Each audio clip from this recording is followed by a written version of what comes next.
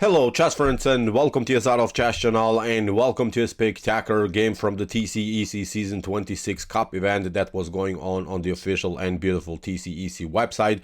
We have here Stockfish versus Akimbo in an amazing Smith-Morra Gambit in a crazy game for sure. And we have to say it, we have to mention it again, Stockfish won the TCEC Season 26 Cup event with a clear result. Stockfish destroyed Leela C0 in the super final of this event, but we have to also, I think, give credit to the developers of the Leela chess engine. Leela played, I think, also awesome chess, brutal, sharp, tactical chess. We have seen great games by Leela, and also we have to give credit to the developers of the Ruby chess engine. The Ruby chess engine finished respectfully on the 4th place. The Ruby chess engine is becoming now stronger. Who knows? Maybe in the near future, the Ruby chess engine will challenge Stockfish in a super final or somewhere else. But it's really beautiful to see how everyone is working on their engine. Everyone is trying to improve, of course, some lines and some sidelines, in some openings, and of course in some variations. So I sorted out a really crazy game here by the Fish against Akimbo. It's a crazy, spectacular game. You know, it's one of those games when Stockfish is squeezing you, when Stockfish is building this brutal attacking formations, and when the time is right, then Stockfish strikes with some tactics. So put your seatbelts on again, enjoy, and again in a sharp tactical gameplay by Stockfish 16. So let's see now what happened with the white pieces. The Fish opened here with the move e4. Akimbo's response was c5, the Sicilian. We have now the move d4, the Smith-Morra Gambit. C takes d4, and now I've moved c3. We have now this rejected line by Black. Black doesn't want to take the pawn on c3 here, but this was still the line that was prearranged by the organizers. We have knight to f6, bishop to d3, g6 going into the fianchetto line. Now after move h3, we have e5, and now the last move that was prearranged by the organizer was now the move d5, and that was actually even a certain theoretical novelty in chess history. Only, for instance, d takes e5 has been played, but now d5 by Stockfish, getting, of course, a space advantage in the center of the board. We have bishop to g7, knight to f3, castling knight to c3, pretty standard stuff. And now Akimbo goes into these common ideas like in the King's Indian. It's not the King's Indian, of course, anymore, but let's flip the board. You know the grip. Black is trying to get here this f4 move, f5, f4, maybe even g5, g4 is trying, of course, to build an attack on this side of the board. So white has to be careful on the king side. But Stockfish, surprisingly, will show here really a cool idea how to meet this potential flank attack by black. Stockfish, believe me or not, in this particular position will even stay with the king in the center. Here, after move a4 that Stockfish played, Akimbo goes, of course, with f5. Stockfish takes now. Very interesting choice. Allows even here Akimbo to have this flexible pawn structure, to have this mobile pawn structure. Now there are several threats. Maybe f4 could happen, e4 could happen. So now the pawns are rolling in the center of the board, and now also we have to say a huge threat already is the move e4 now for black. So that's why Stockfish goes with bishop to b1 and keeps now simply the king in the center. Really wild stuff. What should black do in this position? It's very beautiful to have this pawn structure e5, f5. It's really amazing that you have it, but the problem, I think, here a little bit for black is that you cannot advance the pawns, at least not immediately, because if you play something like e4 here, then you leave this square for the knight. Knight will come on d4. No way that black is going to give up the bishop for a knight, then the queen is coming, and there is now a weakness on e6.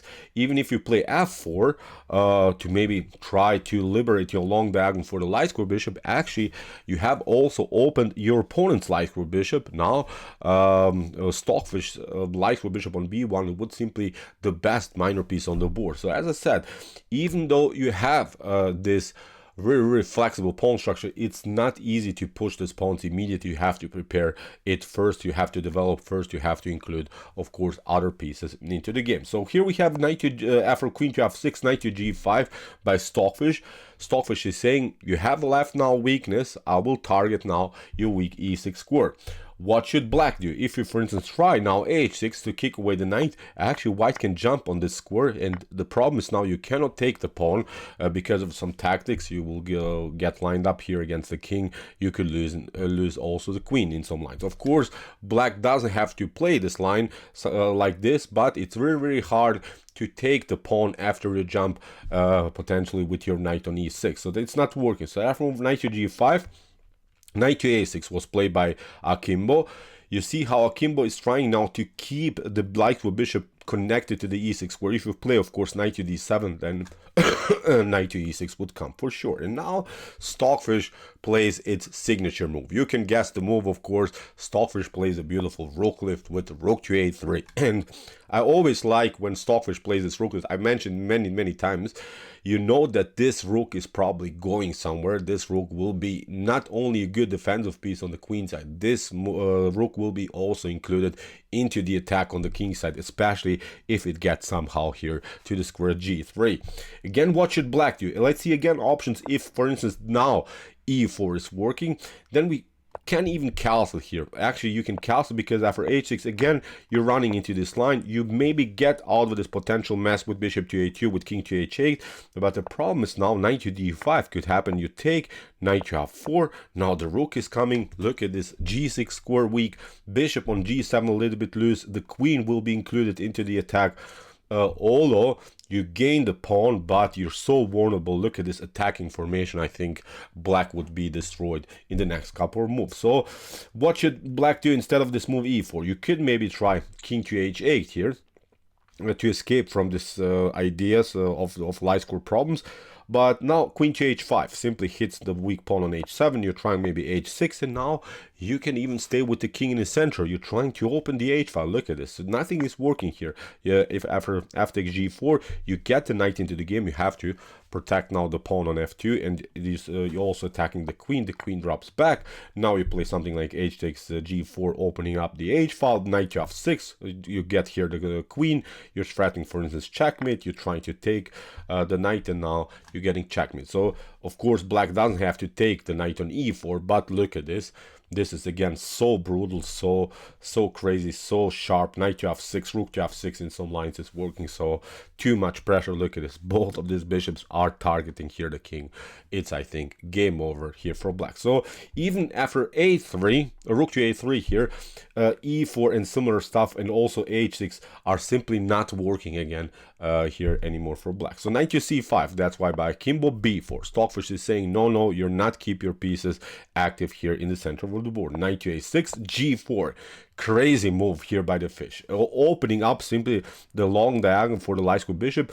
Of course, Stockfish has some worries about the score f2, but even if you play, I don't know, f takes g4, then bishop to h7 comes with check, king to h8, and now knight to e4 should be a much better position now for white. We will eventually take out this pawn. You're running here in front of the king. The h file will be open. The rook is already there again. I would say game over here for black. Even if you, for instance, after move g4, take the pawn here on b4, then actually we can even take here. G takes f5, takes, again, knight to e4, knight to e4. First of all, we have to protect the f2 square. And now, I don't know, to try queen to h4. In some lines, you can get even the queen trapped. So I wanted to show you how beautiful this attacking formation here by Stockfish is. Of course, I'm pointing out black doesn't have to play the game like this, but it's always tricky. It's always messy for black. Black has to really be careful what we'll do here on this side of the board. So after move g4, we have now king to h8. Akimbo says, I'll not get destroyed here around the square h7. First of all, I'll bring the king into security and maybe here try to attack the position on the g file. But Stockfish takes, g takes f5. We have bishop to f5, knight to e4 again. We have queen to e7, and now rook to g1. Stockfish still stays with the king in the center, and Stockfish is of course preparing now a brutal rook battery on the g file. Very wild stuff. So we have now knight from a to c7, rook to g3. Look at this. I would not love to play this game anymore from black's perspective. Let's flip the board. Imagine you have this kind of a position. The bishops are targeting your side of the board. The rooks are on the g file. The queen will be eventually included into the game. Very messed up position here for black. So after move rook to g3, here we have rook to d8 by akimbo, and now bishop to e3. Simple improvement here by the piece by Stockfish. Again, what should black do? For instance, you try something like rook to d7. I'm pointing out this move. This wasn't played in the game, but I wanted to show you, even if you include the rook into the defense on the 7th rank, because the obvious threat is always queen to h5 with queen to h7 and similar stuff. This is always, I think, the huge tactical threat. Even if you include the rook now into the defense on the 7th rank, then knight to c3 can be played. Now, for instance, the queen to b1 with the checkmate threat. You're trying knight to f6. We can even take knight takes h7, knight takes h7, rook to g7. You lose the queen. We play king to e2. So, as I said, even in this line, white is much better. Okay, black has enough compensation in material. The material is about equal, but when we, for instance, take out now the pawn on a7, I think here we can create a passer with the support of the bishop, with the support of the knight, with the support of the queen.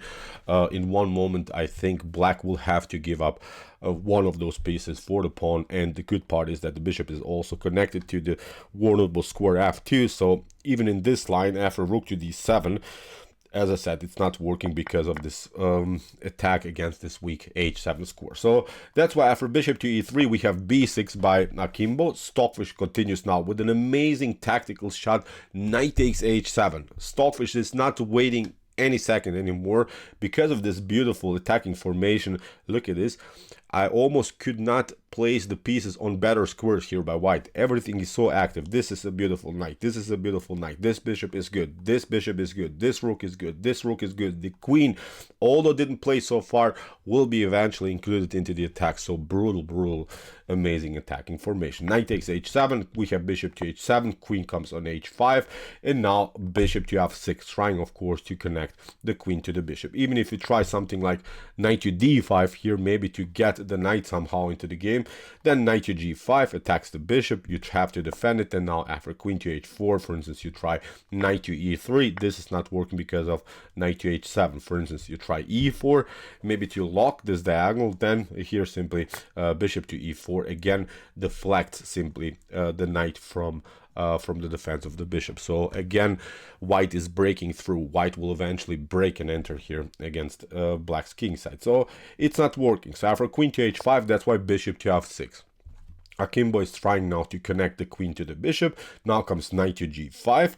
What should you do again from black's perspective? If you try bishop to g5, then bishop to g5 takes the queen. You're trying to trade it off, but now for bishop to h7, for instance, you try rook to h7, then you lose the rook. So this is also a tactic worth to mention here. So very crazy position. So after knight to g5, we have now e4 by akimbo. Stockfish continues now with knight to h7, queen to h7, and now bishop to h6.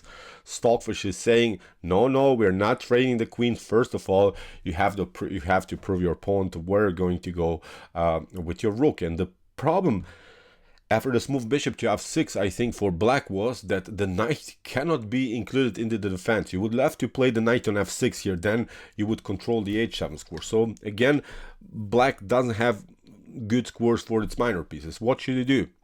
For instance, if you try here bishop to g7, then actually after rook to g7, knight to g7, bishop to g7, you can simply resign here. For black will simply get this this covered attack, and again the game is over here for black. So this is not working. Bishop to g7, covering yourself is not working. After bishop to h7, bishop to e5 was played by akimbo, and now Stockfish continues with rook to g6. We have now rook to d7, and now a stunning move here by the fish. Maybe for fun, you can pause the video and try to see now the best continuation here for white. What would you do now in this position? Take your time. Maybe you can see the beautiful tactical sequence.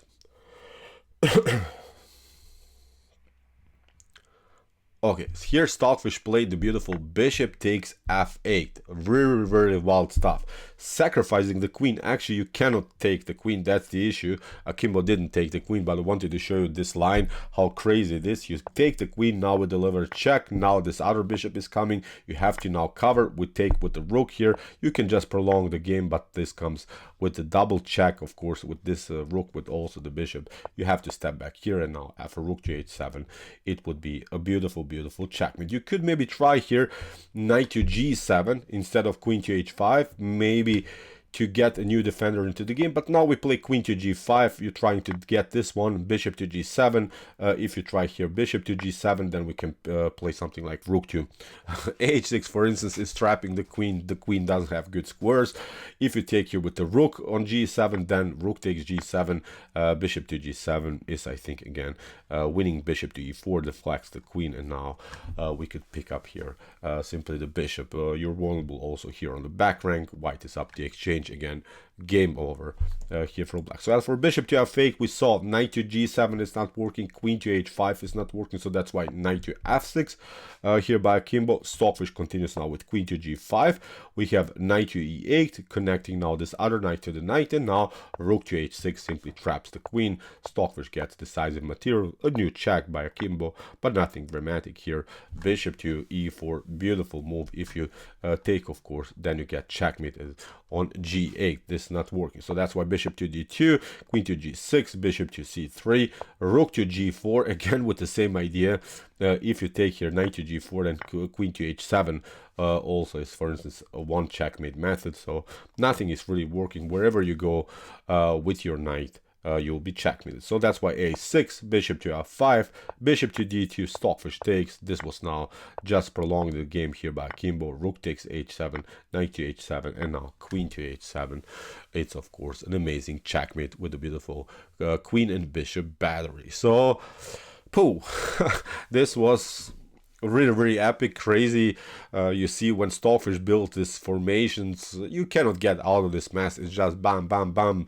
Stockfish destroys you with great tactics. Crazy game for sure.